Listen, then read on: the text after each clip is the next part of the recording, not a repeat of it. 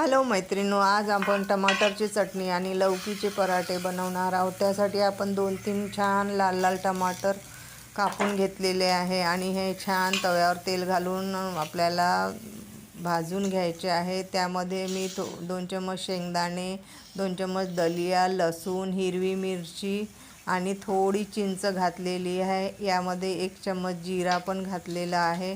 नंतर त्याच तव्यामध्ये आपण 1 कांदा घातलेला आहे आणि त्याला पण तेल घालून छान आपल्याला भाजून घ्यायचं आहे। नंतर एका परातमध्ये मी अर्धी वाटी लौकीचं मिश्रण घेतलेलं आहे। लौकी किसून घेतलेली आहे आणि त्याचं पाणी काढून घेतलेलं आहे। त्यामध्ये मी हिरवं वाटण घातलेलं आहे। नंतर त्यामध्ये मी हळद घातलेली आहे, 1 चम्मच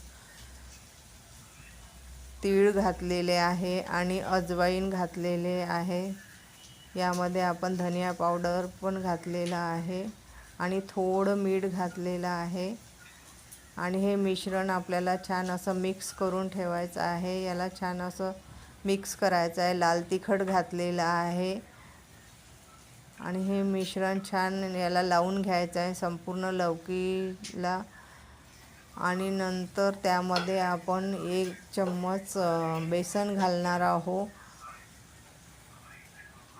आणि 1 चम्मच तांदळाचं पीठ घातलेलं आहे। त्यामुळे पराठे खूप टेस्टी लागतात आणि सॉफ्ट होतात।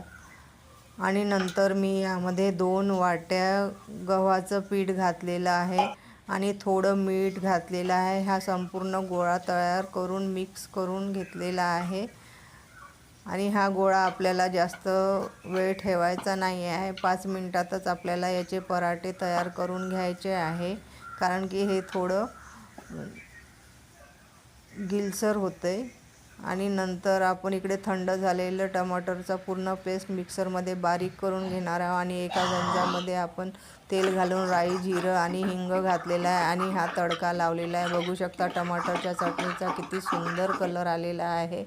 एकदा नक्की बनवून बघा मैत्रिणींनो। आणि इकडे आपले लौकीचे पराठे तयार झालेले आहेत। बघा किती सुंदर झालेले आहेत। याला आपण वरून तूप लावून घ्यायचं आहे। आणि तुम्ही चॅनलला नवीन असाल तर लाईक करा, सबस्क्राईब करा आणि शेअर करा आणि कमेंट करा।